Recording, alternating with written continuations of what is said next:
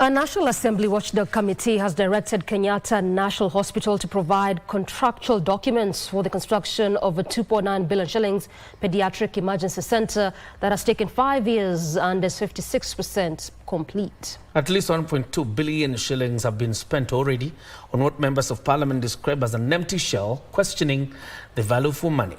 Gichuki Wachira tells us more. In 2019, the government, through the National Treasury and the Kenyatta National Hospital, signed a deal with an external financier to construct the biggest pediatric emergency center in East African region for 2.9 billion shillings. But 5 years down the line, the project is halfway done, and the cost is expected to rise after the consultant claimed the scope of work was increased. The process of payment with this financier has been a real challenge because it is a movement. For a certificate could even take 6 months before it is actually paid. Kenyatta National Hospital attributed the slow pace of construction to payment delays by the foreign financier. The National Assembly Public Investment Committee on Social Services learned that the delayed payment was attracting an interest of 34 million shillings per year.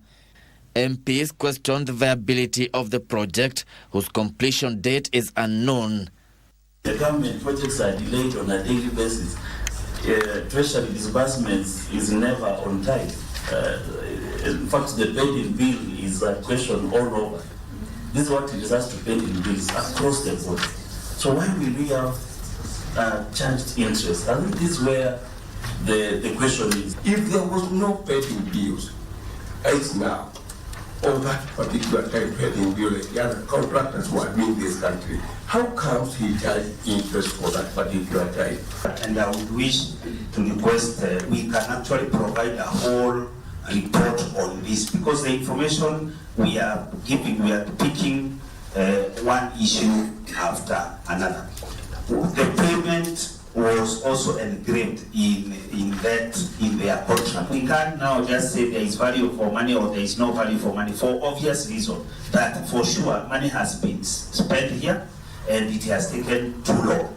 The committee says it can only advise on the way forward once all contractual documents are obtained and scrutinized. Gichuki Wachira, Prime Edition.